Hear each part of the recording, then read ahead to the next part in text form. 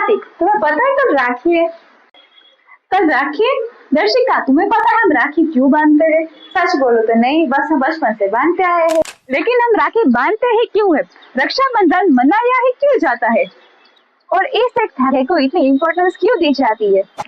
इस फेस्टिवल में सिर्फ भाई बहन का प्यार नहीं, बल्कि कई सारी पुरानी कहानियां हैं, जैसे कृष्णा और द्रौपदी की।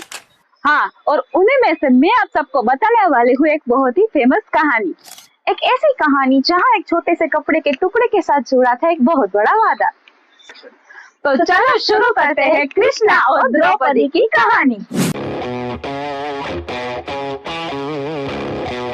तो सबसे पहले हम बात करेंगे कृष्णा और द्रौपदी के रिश्ते की। द्रौपदी और कृष्णा का रिश्ता खून का नहीं था, लेकिन फिर भी वो कृष्णा को अपना करीबी मानती थी। द्रौपदी कृष्णा को अपना सखा कहकर बुलाती थी। मतलब एक ऐसा रिश्ता जहाँ खून का कनेक्शन तो नहीं था, लेकिन अपनापन बहुत गहरा था। और इसी रिश्ते से जुड़ी है वो कहानी जिसे आज रक्षाबंधन के साथ जोड़ा जाता है। लेकिन कहानी में जो आगे हुआ वो इस रिश्ते को और भी खास बना देता है। एक दिन कृष्णा की उंगली पर चोट लग गई और कृष्णा की उंगली से खून निकलने लगा। द्रौपदी ने जब कृष्णा की उंगली पर खून निकलते देखा तो उन्होंने एक पल भी नहीं सोचा और द्रौपदी ने अपनी साड़ी का एक टुकड़ा काट करके उसकी उंगली पर बांध दिया। कपड़ा बहुत छोटा था, लेकिन द्रौपदी के लिए उस वक्त वो सिर्फ कपड़ा नहीं था। उसने कृष्णा से कुछ नहीं मांगा, ना कोई गिफ्ट, ना किसी चीज की उम्मीद। उन्होंने जब देखा कि कृष्णा को चोट लगी है, तब बिना कुछ सोचे कृष्णा की मदद कर दी। शायद इसी को कहते हैं सच्चा अपनापन। कहा जाता है द्रौपदी के इस जेस्चर से कृष्णा बहुत ही प्रभावित हो गए और द्रौपदी को एक वचन दिया कि जब भी द्रौपदी को जरूरत होगी तब कृष्णा उसके साथ हमेशा खड़े रहेंगे। सोचो, द्रौपदी ने तो एक कृष्णा को एक छोटा सा कपड़ा बांधा था, लेकिन कृष्णा के लिए वो सिर्फ एक छोटा सा कपड़ा नहीं था, वो एक रिश्ता था। एक ऐसा रिश्ता जिसमें ना कोई मतलब था, ना किसी चीज की डिमांड, बस एक दूसरे के लिए केयर एंड एक वादा। लेकिन कृष्णा का वो वादा सच में कब सामने आया?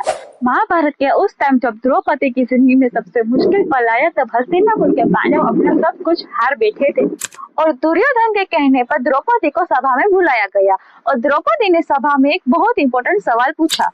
जब युधिष्ठिर खुद को हार चुके थे तो क्या उन्हें मुझे दांव पर लगाने का अधिकार था?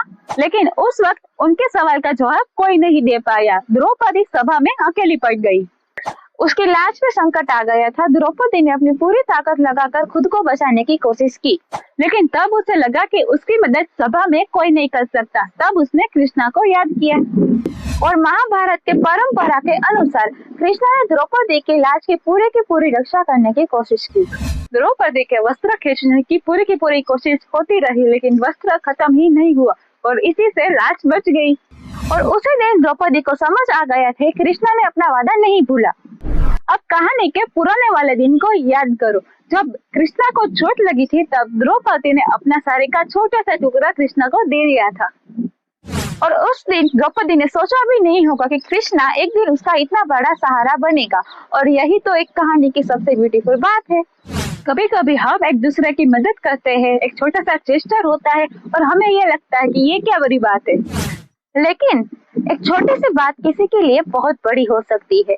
द्रौपदी का एक छोटा सा कपड़ा का टुकड़ा कृष्णा के लिए एक याद बन गया, एक रिश्ता बन गया और एक वादा बन गया।